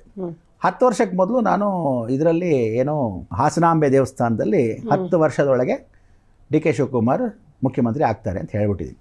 ನಾನು ಹೇಳಿ 10 ವರ್ಷ ಆಗಿಲ್ಲ ಇನ್ನೂ. ಅರ್ಥ ಆಯ್ತಾ? ಕರೆಕ್ಟ್ ಈ ಸಮಯ ಕರೆಕ್ಟಾಗಿ ಅವ್ರು ಮುಖ್ಯಮಂತ್ರಿ ಆಗಲೇಬೇಕು ಅಂತ ಅವ್ರ ಜಾತಕದಲ್ಲೂ ಇದೆ. ಆಕಾಶ ಬಿದ್ದೋಗ್ಲಿ ಭೂಮಿ ಎರಡಾಗಲಿ ಆಗಲೇಬೇಕು ಅವರು. ಓಕೆ, ಎಷ್ಟು ಕಾಲ ಆದರೆ ಒಂದು 8 ತಿಂಗಳ ಅವಕಾಶಗಳು. ಓಕೆ, ಅದು 8 ತಿಂಗಳು ಅಕಸ್ಮಾತ್ ದಾಟ್ಬಿಡ್ತು ಅಂದರೆ ಕರೆಕ್ಟಾಗಿ ಇನ್ನು ನೆಕ್ಸ್ಟು 10 ವರ್ಷ ಆದಮೇಲೆ. ಓ ಹೌದಾ? ಸೊ 10 ವರ್ಷ ಆಗೋವರೆಗೂ ಕಾಯ್ತಾ ಕೂತ್ಕೊಂಡ್ರೆ ನೀನು ಕಾಂಗ್ರೆಸ್ ಸರ್ಕಾರ ಬರಬೇಕಲ್ಲ. ಹೌದು, ಕರೆಕ್ಟ್. ಅಕಸ್ಮಾತ್ ಅವರು BJP ಸೇರ್ಕೊಂಡ್ಬಿಟ್ಟು ಆಗುತ್ತೆ ಅನ್ನೋದು ಹೇಳೋಕ್ಕಾಗಲ್ಲ, ವಿಧಿ. ಅದು ನಮಗೆ ಬೇರೆ ಪ್ರಶ್ನೆ, ಅದು ಅವ್ರವ್ರ ಹಣೆ ಬರ. ಅವ್ರವ್ರ ಕಾಲಜ್ಞಾನ ಹೆಂಗೆ ಚೇಂಜ್ ಆಗುತ್ತೋ. ಆಮೇಲೆ ನಮಗಿಂತ ಮೇಲೊಂದು ಶಕ್ತಿ ಇರುತ್ತೆ, ಯಾರನ್ನೋ ಕರ್ಕೊಂಬಂದು ಹೇಗೋ ಮಾಡ್ಬೋದು. ಈಗ ಶಕುನಿ ಬಂದು ಎಲ್ಲಿ ಸೇರ್ದ ಅಂದರೆ ಅವನು ಕೌರವ್ರ ಹತ್ರ ಸೇರಿಕೊಂಡ. ಶಕುನಿ ಕೆಟ್ಟವ್ರು ಅಂದ್ಕೊಂಡ್ಬಿಟ್ಟಿದ್ದಾರೆ, ಖಂಡಿತ ಇಲ್ಲ. ತನ್ನ ಮನೆ ಕುಟುಂಬನ ಹಾಳು ಮಾಡಿರೋದ್ರಿಂದ ಈ ಕೌರವ್ರನ್ನ ಹಾಳು ಮಾಡೋಕ್ಕೋಸ್ಕರ ಅವನು ಆ ಕುಟುಂಬದಲ್ಲಿ ಸೇರಿ ಎದುರಾಳಿಗೆ ಮಾಡ್ಕೊಂಡ. ಪಾಂಡವರು ಹೊಲ್ಸೋಕ್ಕೋಸ್ಕರನೇ ಅವನು ಆ ಕಡೆ ಸೇರ್ಕೊಂಡ. ಎಷ್ಟೋ ದಿನ ಗೊತ್ತಿಲ್ಲ. ಶನಿ ಅವ್ರನ್ನೇ ಉನ್ನತ ಸ್ಥಾನ ಕರ್ಕೊಂಡು ಹೋಗ್ತಾನೆ. ಅದಕ್ಕೆ ನಾನು ಅವಾಗ ಒಂದ್ಸಲ ಹೇಳಿದ್ದೆ ಮೋದಿಗೆ, ನೀವು ಶನಿ ನೀಚ ಬಂದಾಗ ದಯವಿಟ್ಟು ಪೂಜೆ ಮಾಡಿಸಿ. ಆವಾಗ ನಾನದು ಸುಷ್ಮಾ ಸ್ವರಾಜ್ ಕೈಯಲ್ಲಿ ವಿಚಾರ ಆಯಿತು. ಅವರು ಸುಷ್ಮಾ ಸ್ವರಾಜ್ ಬೆಳ್ಳಾರಿ ಕಡೆಗೆ ಬಂದಾಗ ವಿಚಾರ ತಿಳಿಸಿದ್ದೆ. ಅನಂತಕುಮಾರ್ ಏವಿಯೇಷನ್ ಮಿನಿಸ್ಟರ್ ಆಗಿದ್ದರು, ಆ ಸಮಯಕ್ಕೆ ತಿಳಿಸಿದ್ದೆ. ಮೋದಿ ಕೈಯಲ್ಲಿ ಹೇಗಾದರೂ ಮಾಡಿ ಪ್ರೈಮ್ ಮಿನಿಸ್ಟರ್ ಆಗಿದ್ದಾಗ ಪೌರ ಕಾರ್ಮಿಕರು ಪೂಜೆ ಮಾಡಿಸಿ. ಶನಿ ನೀಚ ಆಗಿದ್ದಾಗ ನೀಚ ಬಂದ ರಾಗಯೋಗ, ಪೌರ ಕಾರ್ಮಿಕರು ಮಾಡಿದ್ರೆ ನಿಮ್ಗೆ ಆ ಶನಿ ದೋಷ ಪರಿವರ್ತನೆ ಆಗುತ್ತೆ. ಅದಕ್ಕೆ ಅವ್ರು ಗೊತ್ತಿಲ್ಲದೆ ನೀವು ಮಾಧ್ಯಮ ನೋಡ್ಬೋದು, ಬಾಗಿಲು ಹಾಕಿ 12 ಜನನ ಪೌರ ಕಾರ್ಮಿಕರು ಕೂಡಿಸಿ ಕಾಲು ತೊಳೆದು ಮಾಡಿ ಎಲ್ಲ ಮಾಡಿದ್ರು. ಕರೆಕ್ಟಾಗಿ ಆ ಟೈಮ್ ಗಂಡಾಂತರ ಪರಿವರ್ತನೆ ಆಯಿತು. ಸೊ ಕೆಲವ್ರಿಗೆಲ್ಲ ಅಂಥ ಈಸಿ ಪರಿಹಾರಗಳು ಕೊಡ್ಬೋದು. ನಾವು ಹೋಗಿ ಡೈರೆಕ್ಟಾಗಿ ಹೇಳಿದ್ರೆ ಅವ್ರಿಗೆ ಮೀಟ್ ಮಾಡೋಕ್ಕಾಗಲ್ಲ. ಸೆಕ್ಯೂರಿಟಿ ಯಾವ್ದಾದ್ರು ಮುಖಾಂತರ ಹೇಳಿಸಿದ್ರೆ ಸದ್ಯ ಹೇಳಿಸಿದ್ರು. ಆಗ ಅನಂತಕುಮಾರ್ ಇದ್ದರು, ಹೇಳಿದ್ರು. ನಾವು ಇವಾಗ ಕೆಲವ್ರಿಗೆ ಹೇಳಿ ಅಂದರೆ ಯಾರೋ ಕೆಲವ್ರಿಗೆ ಹೇಳೋದೇ ಇಲ್ಲ, ನಮಗೆ ಯಾಕೆ ಅಂತ ಕೆಲವ್ರು ಬೇಕು ಅಂತ ಹೊಟ್ಟೆ ಕಿಚ್ಚು ಪಡ್ತಿರ್ತಾರೆ. ಹಿಂಗೆಲ್ಲ ನಡೆಯುತ್ತೆ. ಸೊ ಅದಕ್ಕೆ ದೇಶ ಸರಿ ಇರಬೇಕು ಅನ್ನೋದಕ್ಕೆ ರಾಜ್ಯನೂ ಸರಿ ಆಗೋಕ್ಕೆ ದೇಶಕ್ಕೆ ಪರಿವರ್ತನೆ ಆಗುತ್ತೆ ಅಂತ ಅವ್ರು ಏನು ಹೇಳ್ತಾರೆ. ನೆಕ್ಸ್ಟ್ ಏನು ಹೇಳುತ್ತೆ, ಇವರಿಗೆ ಪ್ರೈಮ್ ಮಿನಿಸ್ಟ್ರು ಲೆವೆಲ್ ಆಗೋ ಯೋಗ ಕೂಡ ಇದೆ DK ಶಿವಕುಮಾರ್ಗೆ, ಬರೆದಿಟ್ಕೋ. ಆದರೆ ಏನು ಅಂದರೆ ಕೆಲವೊಂದನ್ನು ಅಕಸ್ಮಾತ್ ಅಪ್ಪಿತಪ್ಪಿಗಳು ಮಾಡಿಕೊಂಡಾಗ ತಮ್ಮದೇ ಸ್ವಯಾರ್ಜಿತ ಕರ್ಮಗಳಿದ್ದರೆ ಅಥವಾ ಪೂರ್ವ ಪುಣ್ಯಸ್ಥಾನ ಸರಿ ಇಲ್ಲದ ಪಕ್ಷದಲ್ಲಿ ಅಥವಾ ಎಲ್ಲೋ ಲೋಪದೋಷ ಮಾಡ್ಕೊಂಡಿದ್ದಾರೆ, ಗೊತ್ತಿಲ್ಲದೆ ಏನಾದರೂ ತಪ್ಪು ಮಾಡ್ಕೊಂಡ್ಬಿಟ್ಟಿದ್ದಾರೆ. ಫಾರ್ ಎಕ್ಸಾಂಪಲ್ ಏನು ಮಾಡ್ತಾನೆ, DK ಶಿವಕುಮಾರ್ ಹಾಳಾಗೋಗ್ಲಿ ಅಂತ ಯಾವನೋ ಒಬ್ಬನು ಬೇಕು ಅಂತ ಹೊಟ್ಟೆ ಕಿಚ್ಚಿಬಿಟ್ಟಿರ್ತಾನೆ. ಇವ್ರ ಕೈಯಲ್ಲಿ ಬೇರೆ ಏನೋ ಪೂಜೆ ಮಾಡಿಸ್ಬಿಟ್ಟಿರ್ತಾನೆ. ಇವ್ರು ಒಳ್ಳೇದಾಗಲಿ ಅಂತ ಹೇಳಿರ್ತಾನೆ, ಅವನು ಹಿಂದೆ ಏನೋ ಮಾಡಿಸ್ಬಿಟ್ಟಿರ್ತಾನೆ. ಇವ್ರಿಗೆ ಗೊತ್ತಿರಲ್ಲ, ಹಿಂಗೆ ಮಾಡಿದ್ರೆ ಒಳ್ಳೇದಂತೆ ಪಾಪ ಮಾಡಿಬಿಟ್ಟಿರ್ತಾರೆ. ಅವನು ಬೇಕು ಅಂತ ಇವ್ರ ಮೇಲೆ ಬರಬಾರ್ದು ಅಂತೆ ಅವ್ರ ಆಪೋಸಿಟ್ ಇರೋನು ಮಾಡಿಸಿರ್ಬೋದು, ಯಾರೋ ಗೊತ್ತೋ. ಸೊ ಹಿಂಗೆಲ್ಲ ನಡೆಯುತ್ತೆ. ಮಾಧ್ಯಮದಲ್ಲಿ ಏನು ಅಂತ ಹೇಳಿದ್ರೆ ಇಲಿ ಅಂದರೆ ಹುಲಿ ಅಂತ ಮಾಡ್ಬಿಡ್ತಾರೆ. ಡೈರೆಕ್ಟಾಗಿ ಎಷ್ಟೋ ಜನ ಗೊತ್ತಿರಲ್ಲ. ನಾನು ಅದಕ್ಕೆ ಏನು ಹೇಳ್ತೀನಿ, ಒಬ್ಬ ವ್ಯಕ್ತಿ ಒಬ್ಬರೇ ಇರಬೇಕು ಅಂತ ಏನಿಲ್ಲ, ಎಲ್ಲರೂ ಕೂತ್ಕೋಬೋದು, ತಪ್ಪಿಲ್ಲ. ಯೋಗ ಚೆನ್ನಾಗಿದ್ರೆ ಎಲ್ಲರನ್ನೂ ಮೀರಿಸ್ಬಿಟ್ಟು ಆಗ್ಬೋದು. ಈಗ ಎಷ್ಟೋ ಜನ ಪ್ರೈಮ್ ಮಿನಿಸ್ಟರ್ ಆಗೋ ಯೋಗವೇ ಇಲ್ಲ ಅಂದರು. ಅಮೇರಿಕಾಗೆ ಕಾಲಿಡೋಕ್ಕಾಗಲ್ಲ ಅದು ನರೇಂದ್ರ ಮೋದಿನ. ಅಮೇರಿಕಾಗೆ ಕರೆದಿದ್ದೇ ಫಸ್ಟು ಒಬ್ಬ ಕರ್ಕೊಂಡ್ರು. ಪ್ರೈಮ್ ಮಿನಿಸ್ಟರ್ ಆಗ್ತಕ್ಕಂಥ ಯೋಗ ಬಂತದ್ದು ಅಮ್ಮನವರೇ ಬರೆದುಬಿಟ್ರು ಶಾಸನ. ವೀರಬ್ರಹ್ಮಣ್ಯ ಸ್ವಾಮಿ ಚರಿತ್ರೆಯ ಪ್ರಕಾರ ಏನು ಹೇಳುತ್ತೆ, ಕರ್ನಾಟಕ 3 ಭಾಗ ಆಗಬೇಕಾದ್ರೆ ಕಾರಣವೇ ಒಬ್ಬರಾಗ್ತಾರೆ, ಶೂದ್ರಾದಿಗಳು ಎತ್ತರ ಸ್ಥಾನವನ್ನು ಪೋತಾರು ಅಂತಾರೆ. ನೋಡಿ, ಇವತ್ತು ಅನ್ಟಚಬಲ್ ಅಂತ ಕೆಲವರು ಕರೀತಾರೆ, ಅಥವಾ ಬ್ಯಾಕ್ವರ್ಡ್ ಕ್ಲಾಸ್ ಕಮಿಟಿ ಅಂತ ಕರೀತಾರೆ. ಇವತ್ತು ನಮ್ಮ ಪ್ರೆಸಿಡೆಂಟ್ ಬ್ಯಾಕ್ವರ್ಡ್ ಕಮಿಟಿನೇ, ನರೇಂದ್ರ ಮೋದಿ ಅದರ್ ಬ್ಯಾಕ್ವರ್ಡ್ ಕಮಿಟಿನೇ, speaker of the house other backward committee. ಅಂದರೆ ಎಲ್ಲ ನೀವು ಯಾರನ್ನ ದೂರ ತಳ್ಳಬೇಕು ಅಂದ್ಕೊಂಡ್ರೋ ಅವ್ರನ್ನ ಉನ್ನತ ಸ್ಥಾನದಲ್ಲೇ ಕೊಡಿಸಿ ಏನು ಭಗವಂತ. ರಾಹು ಇದ್ದಾಗ, ಶನಿ ಜೊತೆ ಇದ್ದಾಗ ಅಬ್ದುಲ್ ಕಲಾಂ ರಾಹು ಇಸ್ ಮುಸ್ಲಿಂ ಅಂತ ಕರಿತೀವಿ. ಅಬ್ದುಲ್ ಕಲಾಂನ ಮುಸಲ್ಮಾನ್ ಆಗಿದ್ದರು ಅವ್ರನ್ನ ಕೂಡಿಸಿದ್ರು. ಆದರೆ ರಾಹು ಚೇಂಜ್ ಆಗಿಬಿಟ್ಟ. ಅವ್ರನ್ನ 10 ವರ್ಷ ಕೂಡಿಸ್ಬಿಟ್ಟಿದ್ರೆ ವಾಜಪೇಯಿ ಟೈಮಲ್ಲಿ ತುಂಬ ಚೆನ್ನಾಗಿರೋದು. ಪಾಪ ಆ ಟೈಮ್ಗೆ ರಾಹು ಚೇಂಜ್ ಮಾಡೋದು. ಅದಕ್ಕೆ ಕೆಲವು ಗ್ರಹಗಳು ಉನ್ನತ ಸ್ಥಾನ ಕರ್ಕೊಂಡು ಹೋದ. ರಾಜ್ಯ ಮಟ್ಟಕ್ಕೆ ಏನು ಹೇಳುತ್ತೆ ಅಂದರೆ, ರಾಜಸ್ಥಾನದಲ್ಲಿ ಸ್ಥಾನ ಪಲ್ಟನ ಆಗುತ್ತೆ. ಮುಖ್ಯಮಂತ್ರಿಗಳಿಗೆ ಅನಾರೋಗ್ಯ ಬರ್ತಕ್ಕಂಥ ಅವಕಾಶಗಳಾಗಿ ವ್ಯವಸ್ಥೆ ಆಗಬಹುದು. ನಮ್ಮ ರಾಜ್ಯ ಹೇಳ್ತಾ ಇರೋದು, ರಾಜಸ್ಥಾನ ಅಲ್ಲ, ನಮ್ಮ ರಾಜ್ಯದ ಹೇಳ್ತಾ ಇರೋದು. ಸೊ ಆ ಟೈಮ್ಗೆ ಚೇಂಜ್ ಮಾಡೋ ಅವಕಾಶಗಳು ಬರುತ್ತೆ. ಪ್ರಧಾನಮಂತ್ರಿಗಳು ಕೂಡ ಚೇಂಜ್ ಆಗತಕ್ಕಂಥದ್ದು 12 ವರ್ಷ ಮಾತ್ರ ಅಂತ, ದ್ವಾದಶ ಭುಕ್ತಿ 12 ವರ್ಷ ಅಂತಲೇ ಬರೆದಿದೆ. ಸೊ ಅವ್ರು ನೆಕ್ಸ್ಟ್ ಚೇಂಜ್ ಮಾಡೋಕ್ಕೆ ಸಾಧ್ಯ ಇಲ್ಲ. ಸೊ ಹೀಗೆಲ್ಲ ನಡೆಯೋದನ್ನ ನಾವೇನು ಅಂದರೆ ಕಾಲಜ್ಞಾನದಲ್ಲಿ ಹೇಳಬಹುದೇ ಹೊರತು ನಾವೇ ಕಿಂಚಿತ್ ಬರೆದಿರ್ತಕ್ಕಂಥದ್ದಲ್ಲ. ಇದು ಬರೆದಿರೋ ಶಾಸನ ಸತ್ಯ, ಶಾಸ್ತ್ರಕ್ಕೂ ಕರೆಕ್ಟಾಗಿ ಹೊಂದ್ಕೊಂಡು ಹೋಗುತ್ತೆ. ನಿಂಗೆ ಗೊತ್ತಿಲ್ಲದೇನೋ ಕೋಇನ್ಸಿಡೆಂಟ್ ಆಗ್ತಾನೆ ಹೋಗುತ್ತೆ. ಇವೆಲ್ಲ ರಾಜಕಾರಣ ಜಾತಕದ ಬಗ್ಗೆ ಎಲ್ಲ ಆಯಿತು. ಇನ್ನೊಂದು, ನೀವು ನಿಮಗೆ ಸಂಬಂಧನೇ ಇಲ್ಲದಿರುವಂಥ ಪ್ರಪಂಚದಕ್ಕೆ ಕಾಲಿಟ್ಟು ಬಂದ್ರಿ ಅಂದರೆ, ನಾನು ಮಾತಾಡ್ತಿರೋದು ಬಿಗ್ ಬಾಸ್ ಬಗ್ಗೆ. ನಾನು ಇಂಟ್ರೊಡಕ್ಷನ್ ಕೊಡ್ತಾನೋ ಅದನ್ನೇ ಹೇಳಿದೆ. ಬಿಗ್ ಬಾಸಲ್ಲಿ ನೀವು ಇನ್ನೋಸೆನ್ಸ್ನ ಉಳಿಸ್ಕೊಂಡಿದ್ರಿ, ಅದೇ ರೀತಿ ಸಹಜ ವ್ಯಕ್ತಿತ್ವ. ಅಲ್ಲಿ ಹೋಗಿದ್ದೇ ಒಂಥರ ಬ್ರಹ್ಮಾಂಡ ಗುರುಜಿಗಳಲ್ಲಿ ಹೋಗ್ಬಿಟ್ರ ಅಂತ ತುಂಬ ಹುಬ್ಬೇರಿಸಿದವ್ರು ಕೂಡ ಇದ್ದಾರೆ. ಶಾರ್ಟಾಗಿ ಹೇಳೋದಿದ್ರೆ ಬಿಗ್ ಬಾಸ್ ಜರ್ನಿ ಬಗ್ಗೆ. First of all Bigg Boss ಅಂದರೆ ಮೊದಲು ಇಷ್ಟ ಇರ್ತಿಲ್ಲ. ಆಮೇಲೆ ಬಿಗ್ ಬಾಸ್ಗೆ ನಮಗೆ ಅದ್ರ ಬಗ್ಗೆ ಗೊತ್ತೂ ಇರಲಿಲ್ಲ, ಆಯಿತಾ. ಬಟ್ ಅಲ್ಲಿ ಫಸ್ಟು ಕಾಲಿಟ್ಟಿದ್ದು ನಾನೇ. ಎಂಟೈರ್ ಇಂಡಿಯಾದಲ್ಲಿ ಫಸ್ಟ್ ರೀಜನಲಲ್ಲಿ ಬಂದಿದ್ದು ಕನ್ನಡಗೋಸ್ಕರ, ಆಫ್ಟರ್ ಹಿಂದಿ ನಂದೆ. ರೀಜನಲ್ ಫಸ್ಟ್ ಕ್ಯಾಂಡಿಡೇಟು ನಾನೇ. ಬಿಗ್ ಬಾಸ್ ಅಂತ ಪೂಜೆ ಮಾಡಿದವನು ನಾನೇ. ಅದು ಈ ಟಿವಿಲಿ ಇದ್ದಿದ್ದು ಕಲರ್ಸ್ ಅಂತ ಮಾರಿಸಿದವನು ನಾನೇ. ಸೊ ನಾ ಪೂಜೆ ಮಾಡಿದ ತಕ್ಷಣ ಕಲರ್ಸ್ ಅವರೇ ಬಂದು ಈ ಟಿವಿನ ಕೊಂಡ್ಕೊಂಡೋಗ್ಬಿಟ್ರು, ಚೆನ್ನಾಗೂ ಆಯಿತು. ಆಮೇಲೆ ನಾನು ಇದ್ದಿದ್ದಕ್ಕೆ ಅಭಿವೃದ್ಧಿ ಆಯ್ತೆ ಹೊರತು, ಇವತ್ತಿಗೂ ಯಾರು ಹೆಮ್ಮೆ ಅಂತ ಹೇಳ್ಕೊಬೋದೇ ಹೊರತು ನಾನಿಲ್ಲದೆ ಆ ಪ್ರೋಗ್ರಾಮ್ ಚೆನ್ನಾಗಿ ಆಗ್ತಾ ಇರ್ತಕ್ಕಂಥ ಸುಳ್ಳು, ಅದೆಲ್ಲ ಸುಳ್ಳು. ಒಂದು ಸುದೀಪ್ ಮಾತುಕತೆಯಿಂದ ಭಾಳ ಚೆನ್ನಾಗಾಗಿದೆ, ಅವನು ನಡೆಸ್ಕೊಂಡು ಹೋಗ್ತಾ ಇದ್ದ ಕಾರ್ಯಕ್ರಮ. ದೀಪು ಅಂತ ಯಾಕೆ ಹೇಳ್ತಾ ಇದ್ದೀನಿ, ಚಿಕ್ಕ ವಯಸ್ಸಿಂದ ಸುದೀಪ್ ನಂಗೆ ಚೆನ್ನಾಗಿ ಗೊತ್ತಿರೋದ್ರಿಂದ ಅವ್ರ ತಂದೆ ತಾಯಿಯಿಂದ ಅಂತ. ಅವ್ರ ತಾಯಿನೂ ಆವಾಗಲೇ ನನ್ನ ಹತ್ರ ಬರ್ತಾ ಇದ್ದ ಹೋದಾಗ ದೀಪು ಅಂತಲೇ ಮಾತಾಡ್ತಿದ್ದಿದ್ದು. ದೀಪು ಚೆನ್ನಾಗಿದ್ದಾನೆ, ಹಿಂಗೆ ಮಾಡ್ತಿದ್ದ, ಹಂಗಿದ್ದ ಅಂತ. ಅವ್ನು ಏನೇ ವಿಚಾರ ಕೇಳಿದ್ರು ಅವ್ರ ತಾಯಿ ಪಾಪ ಸರೋಜಮ್ಮ ಅಷ್ಟೇ ವಿಶೇಷವಾಗಿದ್ದು. ಸೊ ಆವಾಗ ಆ ಕಾರ್ಯಕ್ರಮ ಅವನು ಡಿಗ್ನಿಫಿಟಿ, ನಮ್ಮಲ್ಲಿ ಆ ಥರದ ಒಂದು ಹೋಸ್ಟ್ ಯಾರೂ ಇಲ್ಲ. ಅಂದರೆ ಒಂದು ಬಿಗ್ ಬಾಸ್ನ ನ್ಯಾಷನಲ್ ಲೆವೆಲ್ಗೆ ತೊಗೊಂಡು ಹೋಗಬೇಕು, ಕರ್ಕೊಂಡು ಹೋಗಬೇಕು ಅಂತ ಯಾರೂ ಇಲ್ಲ. ಸೊ ಸುದೀಪ್ ಬಿಟ್ಟರೆ ಬ್ರಹ್ಮಾಂಡ ಗುರುಗಳೇ ಹೊರತು ಫಸ್ಟ್ ಸೀಸನಲ್ಲಿ. ಆಮೇಲೆ ಬೇರೆ ಈಗೆಲ್ಲ ಏನಾಗಿದೆ, ಫೈಟ್ ಮಾಡಿದ್ರೇ ಚೆನ್ನಾಗಿ. ಆಮೇಲೆ ನಮಗೆ ಏನೂ ಗೊತ್ತಿಲ್ಲದೆ ಇದ್ರು ಮುಗ್ದ್ರು ಅಲ್ಲಿ ಹೋಗಿ ಕೂತ್ಕೊಂಡ್ವಿ. ಫಸ್ಟು ನಾವೇ ಅಂದ್ವಿ, ನಾನು ಅದಕ್ಕೆ ಒಂದು ಗಾದೆ ಹೇಳ್ತಾರೆ, ನೀನು ಏನು ಕಳ್ಕೊಂಡಿರ್ತೀಯ ಅದನ್ನು ಅದೇ ಜಾಗದಲ್ಲಿ ಮತ್ತೆ ಪಡ್ಕೋಬೇಕು ಅಂತ. ಸೊ ಫಸ್ಟ್ ಸೀಸನ್ ನಾನು ಹೋದಾಗಲೂ, 10th ಸೀಸನ್ ಮೊನ್ನೆ ಹೋದಾಗಲೂ ನಾನು 5 ದಿವಸ ಬಂದೆ. ಸೊ ಆವಾಗ ತಿರುಗಿ ಕಳ್ಕೊಂಡ್ಬಿಟ್ಟಿದ್ದ ಮತ್ತೆ ತಿರುಗಿ ಹೋಗಿ ಬಂದಿದ್ದ. ಅಂದರೆ ಏನಾಗಿದೆ, ಆರ್ಥೋಡಾಕ್ಸ್ ಫ್ಯಾಮಿಲೀಸ್ ಕೆಲವರೆಲ್ಲ ಬಂದು ಗುರುಗಳನ್ನ ದೇವರು ಅಂತ ಅಂದ್ಕೊಂಡವರು ಒಂದು ಸ್ವಲ್ಪ ಚೇಂಜ್ ಆದರು. ಬಟ್ ಆದರೆ ಚಿಕ್ಕ ಹುಡುಗರು ನಮ್ಗೆ ಶಾಸ್ತ್ರ ಜ್ಯೋತಿಷ್ಯ ಹೇಳ್ತೀವಿ, ಮೊದಲೇ ಪ್ರೋಗ್ರಾಮ್ ಮಾಡ್ತಾ ಇದ್ವಿ ಅಂತ ಎಷ್ಟೋ ಜನಕ್ಕೆ ಅದನ್ನು ಗೊತ್ತೇ ಇಲ್ಲ. ನೆಕ್ಸ್ಟ್ ಜನ್ರೇಷನ್ಗೆ ಅವರೆಲ್ಲ ಪ್ರೀತಿಸಿದ್ದು ಯಾವಾಗಂದ್ರೆ ಬಿಗ್ ಬಾಸ್ಗೆ ಹೋದ್ಮೇಲೆ. ನಂಗೆ ಗೊತ್ತಿರಲಿಲ್ಲ. ಸ್ವಿಟ್ಜರ್ಲ್ಯಾಂಡ್ ಜನಗಳೆಲ್ಲ NRIಗಳು ಡೆಲ್ಲಿಗೆ ಹೋದಾಗ ಮಹಾತ್ಮ ಗಾಂಧಿ ಸ್ಟ್ಯಾಚ್ಯೂ ಹತ್ರಕ್ಕೆ ಹೋಗಿದ್ದೆ. ಸ್ವಿಟ್ಜರ್ಲ್ಯಾಂಡಿಂದ ಬಂದಿರೋದು 750 ಜನ. Mummy please come, will have selfie with Guruji, Brahmanda Guruji, big boss ಗುರುಜಿ ಅಂತ. ಓ, ಈ ಪ್ರಪಂಚ ಪೂರ್ತಿ ಹಿಂಗೆ ಫೇಮಸ್ ಇದ್ದೀವಿ ಅಂತ ಆವಾಗ ಗೊತ್ತಾಯ್ತು. ಅಂದರೆ ಬಿಗ್ ಬಾಸ್ ಅನ್ನೋದು ಒಂದು ಕಾರ್ಯಕ್ರಮ ಹೋಸ್ಟು. ಅದನ್ನೇನು ಅಂದರೆ ಪಾಂಡವರು ವನವಾಸಕ್ಕೆ ಹೋಗಿರೋದನ್ನ ನಾವು ಥಿಂಕ್ ಮಾಡಿಕೊಂಡು ಜೀವನ ಮಾಡಬೇಕೇ ಹೊರತು, ನೀನು ನಾಟಕಕ್ಕೆ ಹೋಗಿ ಬಂದರೆ, ಆಮೇಲೆ ಅಲ್ಲಿ ಬಿಗ್ ಬಾಸ್ ಹೋಗಿ ಬಂದವ್ರು ಯಾರೂ ಉದ್ಧಾರ ಆಗಿಲ್ಲ. ಹೊರಗಡೆ ಬಂದ ಮೇಲೆ ಎಲ್ಲರದು ಫೇಲಿಯರೇ. ಯಾವನಾದ್ರೂ ನೆಟ್ಗಾಗಿದೆ ತೋರಿಸ್ಬಿಡು ನೋಡೋಣ, ಫೇಮಸ್ ಆಗಿದೆ ತೋರಿಸ್ಬಿಡು, ಯಾರು ನೋಡಿ, ಎಲ್ಲರೂ ಫೇಲಿಯರೇ. ಅಲ್ಲೇನು ಅಂದರೆ ಒಂದು ಶೋ, ಬೇರೆಯವ್ರಿಗೆ ಎಂಟರ್ಟೈನ್ಮೆಂಟು, ದುಡ್ಡುಗೋಸ್ಕರ ಒಂದು ಗೇಮು. ಚೆಸ್ ಇಟ್ಕೊಂಡು ಆಡೋ ಬದಲು ಮನುಷ್ಯನ ಇಟ್ಕೊಂಡು ಆಡ್ತಾರೆ ಅಷ್ಟೇ. ಅದೊಂದು ಕಾರ್ಯಕ್ರಮ. ಸೊ ಅದು ವರ್ಷ ಮಾಡ್ತಾಯಿದ್ರು, ಮುಗ್ದೋಯ್ತು. ಇನ್ಯಾವುದು ಯಾರು ಮಾಡಿದ್ರು ಅಷ್ಟಾಗಿ ಚೆನ್ನಾಗಿರಲ್ಲ. ಇನ್ನು ಮುಂದಕ್ಕೆ ನೋಡ್ತಕ್ಕಂಥ ಜನಗಳು, ನನ್ನ ಸೀಸನ್ ನೋಡ್ದಂಗೆ 8 ಗಂಟೆಗೆ ಥಿಯೇಟ್ರ್ಗಳು ಕೂಡ ಇರ್ತಿರ್ಲಿಲ್ಲ ನಾನು ಸೀಸನ್ ಟೈಮ್ನಲ್ಲಿ. ಭಾಳ ಜನ ಹೇಳೋರು, ಹೊರಗಡೆ ಬಂದಾಗ ಗೊತ್ತಾಗಿತ್ತು. ಆ ಸಮಯಕ್ಕೆ ಕರೆಕ್ಟಾಗಿ ನಾನು ಬಿಗ್ ಬಾಸಲ್ಲಿ ಅಲ್ಲಿ ಜ್ಯೋತಿಷ್ಯವನ್ನು ಒಳಗಡೆ ಕೂತ್ಕೊಂಡು ಹೇಳಿದಾಗ, ಎಲೆಕ್ಷನ್ ನಡೀತಾ ಇದೆ, ಹೆಂಗೆ ಯಾರು ನೆಕ್ಸ್ಟ್ ಮುಖ್ಯಮಂತ್ರಿಗಳಾಗ್ತಾಯಿರುತ್ತೆ, ಸಿದ್ದರಾಮಯ್ಯ ಅಂತ ಧೈರ್ಯವಾಗಿ ಹೇಳಿದ್ರು. ನಾನು ಅದು ಬೇಕಾದ್ರೆ ರೆಕಾರ್ಡಿಂಗ್ ತೆಗೆದು ನೋಡ್ಬೋದು. ಅದಕ್ಕೆ ಇವತ್ತು ಬಿಗ್ ಬಾಸ್ ಇದುವರೆ ತನಕ ಯಾರಿಗೂ ಹೊರಗಡೆ ರಿಲೀಸು ಮಾಡಿಲ್ಲ. ಅದು ನಾವು ಮಾಡಿದಾಗ ಲೋನಾವಾಲೆಲ್ಲ ಮಾಡಿದ್ದು, ಪುನಾಯಿಂದ 16 ಕಿಲೋಮೀಟರ್ ದೂರದ ಲೋನಾವಾಲೆ ಮಾಡಿದ್ವಿ. ಸೊ ಅದು ಫಸ್ಟ್ ಸೀಸನ್ ಮಾಡಿದಾಗ ನನಗೆ ಸಲ್ಮಾನ್ ಖಾನು ಬಂದು, ಆಮೇಲೆ ಬೆಂಗಾಲ್ನಲ್ಲಿ ಮಿಥುನ್ ಚಕ್ರವರ್ತಿ ಮಾಡಿ, ಅವರಿಬ್ಬರು ಹೊರಗಡೆ ಬಂದು, ಗುರುಜಿ 14 वीक्स एक ಸ್ಪಿರಿಚುವಲ್ ಗುರುಜಿ यहाँ पर ಸ್ಟೇ किए आप ही है, बहुत ಸಂತುಷ್ಟ ಅಂತ ಅವ್ರಿಗೆ ಫೋಟೋ ಇಡ್ಸ್ಕೊಂಡು ಇಬ್ಬರು ನಮಸ್ಕಾರ ಮಾಡಿ. ಸಲ್ಮಾನ್ ಖಾನ್ದು 7th ಸೀಸನ್ ಇತ್ತು, ಮಿಥುನ್ ಚಕ್ರವರ್ತಿ ಬೆಂಗಾಲ್ದಿ ಫಸ್ಟ್ ಸೀಸನ್ ಇತ್ತು, ನಮ್ಮದು ಫಸ್ಟ್ ಸೀಸನ್.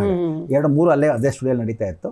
ಆವಾಗ ಅವರು ಬಂದು ಆಶ್ರಮ ಹೊರಗಡೆ ಬಂದ ತಕ್ಷಣ ಆಶೀರ್ವಾದ ಮಾಡಿ ಬಂದ್ವಿ. ಅದಕ್ಕೆ ಏನು ಅಂದರೆ, good man can be made bad on editing table ಅಂತ ಸತ್ಯಜಿತ್ ಹೇಳ್ಕೊಟ್ಟಿರೋರು. ಅದು ನಂಗೆ ತಲೆಯಲ್ಲಿ ಇಟ್ಕೊಂಡಿದ್ದೆ. ಆಮೇಲೆ ಪಾಂಡವರು ವನವಾಸಕ್ಕೆ ಹೋದಾಗ ಕಷ್ಟ ಅನ್ನೋದು ಗೊತ್ತಿರಬೇಕು, ಎಲ್ಲ ರೀತಿಯಲ್ಲೂ ಇರಬೇಕು ಅಂತ. ಸ್ಟ್ರಾಟಜಿ ನಮಗೆ ಗೊತ್ತಿಲ್ಲದಿದ್ರು ನಾವು ಹೇಗಿದ್ವಿ ಹಾಗೇ ಇದ್ವಿ. ಸಂತೋಷ. ಇವತ್ತು ಹೋಗ್ಬಿಟ್ಟು ಬಂದ್ವಿ, ಒಳ್ಳೆ ರೀತಿಯಲ್ಲಿ ಅನುಕೂಲ ಆಯಿತು, ಸಂತೋಷ ಅಂತ ಎಲ್ರಿಗೂ. ಗುರುಗಳೇ, ರಾಜ್ಯದ ಮುಖ್ಯಮಂತ್ರಿಗಳ ಭವಿಷ್ಯನೂ ಹೇಳ್ತೀರಾ, ಪ್ರಧಾನಮಂತ್ರಿ ಭವಿಷ್ಯನೂ ಹೇಳ್ತೀರಾ. ನನಗೊಂದು ಕುತೂಹಲ ಇದೆ, ನಿಮ್ಮ ಭವಿಷ್ಯ ಹೇಗಿದೆ ಈಗ? ನನ್ನ ಭವಿಷ್ಯ ತುಂಬ ಚೆನ್ನಾಗೇ ಇದೆ, ಏನು ಯೋಚನೆ ಇಲ್ಲ. ಚೆನ್ನಾಗಿರೋದಕ್ಕೆ ಪಾಪ ನೀವು ಕರೆಸ್ಕೊಂಡಿದ್ದೀರ, ಚೆನ್ನಾಗಿರೋದು ನಾನು ಬಂದಿರೋದು. ಅಂದರೆ ವಿಶೇಷ ಏನಂದರೆ, ಊರವ್ರಿಗೆ ನೋಡೋಕ್ಕೆ ಮೊದಲು ನಾನು ನನಗೆ ಪರೀಕ್ಷೆ ಮಾಡ್ಕೊತೀನಿ ಪ್ರತಿಯೊಂದರಲ್ಲೂ. ಆಮೇಲೆ ಕೆಲವೊಂದು ಸಣ್ಣ ಪುಟ್ಟದ್ದೆಲ್ಲ ಅವಾಗವಾಗ ಟ್ರಯಲ್ ಆ್ಯಂಡ್ ಎರರ್ ಅಂತ ಕರಿತೀವಲ್ಲ, ಏನಾದರೂ ಪ್ರಯೋಗ ಮಾಡುವಂಥ. ನನ್ನ ಮೇಲೆ ನಾನು ಹೊರಗಡೆ ಹೋದಾಗ, ಇವತ್ತು ಈ ಟೈಮ್ಗೆ ಹೋದರೆ ಏನು ಪ್ರಯೋಗ ಇರುತ್ತೆ, ಇಂಥದ್ದು ಮಾಡಿದ್ರೆ ಹೆಂಗಿರುತ್ತೆ, ಬೇರೆಯವ್ರಿಗೂ ಸಲಹೆ ಕೊಡೋಕ್ಕೆ ಮೊದಲು ಆ ಕ್ಷೇತ್ರ ಹೆಂಗಿರುತ್ತೆ ನಾನು ವಿಚಾರ ಮಾಡಿಕೊಂಡೇ ಬಂದಿರ್ತೀನಿ. ಅಲ್ಲಿ ಪರಿಹಾರಗಳು ಸಿಕ್ಕಿದ ಮೇಲೆ ನಾನು ಬೇರೆಯವ್ರು ಕೊಡೋದು, ಸುಮ್ಮನೆ ನಾನು ವಿತೌಟ್ ಬ್ಲೈಂಡಾಗಿ ಯಾರಿಗೂ ಕೊಡಲ್ಲ. ಸೊ ಅದೆಲ್ಲ ನನಗೆ ಗೊತ್ತಿದ್ದು ಮಾಡಿದಾಗ, ಭಗವಂತ ಒಂದೇನು ಅಂದರೆ, ಯಾರಿಗೂ ನಾನು ಅನ್ಯಾಯ ಇದುವರೆ ತನಕ ಮಾಡಿಲ್ಲ, ಮನಸ್ಸಲ್ಲೂ ನಾನು ಅನ್ಯಾಯ ಯೋಚನೆ ಮಾಡಲ್ಲ. ನನಗಾಗಲಿಲ್ವಾ ಆಗಲ್ಲ ಅಂತ ಹೇಳ್ಬಿಡ್ತೀನಿ ಹೊರತು, ಅವ್ರಿಗೆ ಪಾಪ ನೋಯಿಸೋದು, ಮೋಸ ಮಾಡೋದು, ಅಥವಾ ಅವ್ರನ್ನ ದಾರಿ ತಪ್ಪಿಸೋ ವಿಚಾರ ಮಾಡಬಾರ್ದು. ಅದರಲ್ಲಿ ನಾನು ಎಲ್ಲ ವೀಕ್ಷಕರು ನಾನು ಹೇಳೋದಿಷ್ಟೇ, ದಯವಿಟ್ಟು ಮುಗ್ಧ ಜನಗಳು ಭಾಳಷ್ಟು ಜನ ಇದ್ದಾರೆ, ನಂಬ್ಕೊಂಡು ಬರ್ತಾರೆ. ಅಂಥವ್ರಿಗೆ ಬೇರೆಯವರು ದುಡ್ಡು ಕಾಸಿಗೋಸ್ಕರ, ಅಥವಾ ಯಾವ ಕಾರಕ್ಕೂ ಲೂಟ್ ಮಾರ್ಗೋಸ್ಕರ, ಅಥವಾ ಏನೇ ಗೊತ್ತಿಲ್ಲದೇ ಸುಮ್ಮನೆ ಶಾಸ್ತ್ರ ಹೇಳೋದು, ಇಂಥದ್ದೆಲ್ಲ ಮಾಡಿ ಮೋಸಗಳನ್ನು ಬರೀ ಜ್ಯೋತಿಷ್ಯದಲ್ಲ, ಎನಿ ಟೈಮ್ ಬೇರೆ ರೀತಿಯಲ್ಲೂ ಎಲ್ಲ ಫೀಲ್ಡಲ್ಲೂ ಮೋಸಗಳು ಮಾಡಬೇಡಿ ಅಂತ ಎಲ್ರಿಗೂ ಕೇಳ್ಕೊಳ್ಳೋದು. Okay, thank you so much ಗುರುಗಳೇ. ಕೊನೆಯಲ್ಲಿ ಒಂದು ಒಳ್ಳೆ ಸಂದೇಶ ಕೊಟ್ಟರು, ಯಾವುದೇ ಫೀಲ್ಡ್ ಆದರೂ ಕೂಡ ಮುಗ್ಧ ಜನರಿಗೆ ಮೋಸ ಮಾಡಬೇಡಿ ಅಂತ ಹೇಳಿ. ಇಲ್ಲಿವರೆಗೂ ಕೂಡ ಸುದೀರ್ಘವಾಗಿ ನಿಮ್ಮ ಜೀವನದ ಪ್ರತಿಯೊಂದು ನಿಮ್ಮ ಪರ್ಸನಲ್ ಲೈಫಿಂದ ಹಿಡಿದು ಜ್ಯೋತಿಷದ ಬಗ್ಗೆ ಜನಸಾಮಾನ್ಯರ ನಮ್ಗೆ ಯಾರಿಗೂ ಏನು ಗೊತ್ತಿರೋದಿಲ್ಲ. ಸೊ ಕೆಲವೊಂದು ಅಂಶಗಳಾದರೂ ಗೊತ್ತಾಯಿತು ನಿಮ್ಮಿಂದ, ಜ್ಯೋತಿಷ್ಯ ಯಾವ ರೀತಿ ಇರುತ್ತೆ, ಜ್ಯೋತಿಷ್ಯ ಅಂದರೆ ಸೈನ್ಸ್ ಕೂಡ ಹೌದು ಅಂತ ಅಂದ್ಕೊಂಡು ಪರ್ಸನಲ್ ಲೈಫ್ ಬಗ್ಗೆ ಆಗಿರ್ಬೋದು, ರಾಜಕಾರಣದ ಭವಿಷ್ಯದ ಬಗ್ಗೆನೂ ಹೇಳಿದ್ರಿ, ನಿಮ್ಮ ಭವಿಷ್ಯದ ಬಗ್ಗೆನೂ ಹೇಳಿದ್ರಿ. ಹಾಗೆ ನಿಮ್ಮನ್ನು ನೋಡುವಂತಹ ಅಭಿಮಾನಿಗಳು ತುಂಬ ಜನ ಇದ್ದಾರೆ. ಇಷ್ಟೊತ್ತಿನವರೆಗೂ ಕೂಡ ನಿಮ್ಮ ಅಮೂಲ್ಯವಾದ ಸಮಯವನ್ನು ನಮ್ಗೆ ಕೊಟ್ಟು ಮಾತನಾಡೋದಕ್ಕೆ ತುಂಬ ಹೃದಯದ ಧನ್ಯವಾದಗಳು. ನಮಸ್ಕಾರ. ವೀಕ್ಷಕರೇ, ನೋಡಿದ್ರಲ್ಲ, ಇದು ಬ್ರಹ್ಮಾಂಡ ಗುರೂಜಿಗಳ ಲೈಫ್ ಸ್ಟೋರಿ. ಒಂದು ಕಡೆ ಜಾತಕ ಭವಿಷ್ಯದ ಬಗ್ಗೆ ಕೂಡ ತಿಳ್ಕೊಳ್ಳೋಕೆ ಪ್ರಯತ್ನ ಪಟ್ವಿ. ನಾನು ಕಾರ್ಯಕ್ರಮದ ಆರಂಭದಲ್ಲೇ ಹೇಳಿದೆ, ಅವರು ಭವಿಷ್ಯದ ಬಗ್ಗೆ ರಾಶಿಗಳ ಬಗ್ಗೆ ಹೇಳಿರೋದನ್ನ ನೀವು ನೋಡ್ತೀರಾ. ಆದರೆ ಬ್ರಹ್ಮಾಂಡ ಗುರೂಜಿಗಳ ಇನ್ನೊಂದು ಫೇಸ್ನ ಕೂಡ ತಿಳ್ಕೊಳ್ಳೋ ಪ್ರಯತ್ನವನ್ನು ಮಾಡೋಣ ಅಂತ ಅವರ ಸಹಜ ವ್ಯಕ್ತಿತ್ವದ ಬಗ್ಗೆ ನಾನು ಸ್ವಲ್ಪ ತಿಳ್ಕೊಳ್ಳೋಂಥ ಪ್ರಯತ್ನ ಮಾಡಿದೆ. ಸೊ ನೀವು ಕೂಡ ಅವರಿಗೆ ಅವ್ರದ್ದೇ ತುಂಬ ಸೆಟ್ ಆಫ್ ಆಡಿಯನ್ಸ್ ಇದ್ದೀರಾ. ಬಹುದಿನಗಳಿಂದ ಕೆಲವರು ಕೇಳ್ತಾ ಇದ್ರು ಕೂಡ ಬ್ರಹ್ಮಾಂಡ ಗುರೂಜಿಗಳ ಕಾರ್ಯಕ್ರಮವನ್ನು ಮಾಡಿ ಅಂತ ಹೇಳಿ. ಸೊ ನಿಮ್ಮ ಒಂದು ಅಭಿಲಾಷೆಯಂತೆ ಬ್ರಹ್ಮಾಂಡ ಗುರೂಜಿಗಳ ಕಾರ್ಯಕ್ರಮವನ್ನು ಮಾಡಿದ್ದೀವಿ. ದಯವಿಟ್ಟು ಈ ಕಾರ್ಯಕ್ರಮವನ್ನು ನೋಡಿ ಪ್ರೋತ್ಸಾಹಿಸಿ.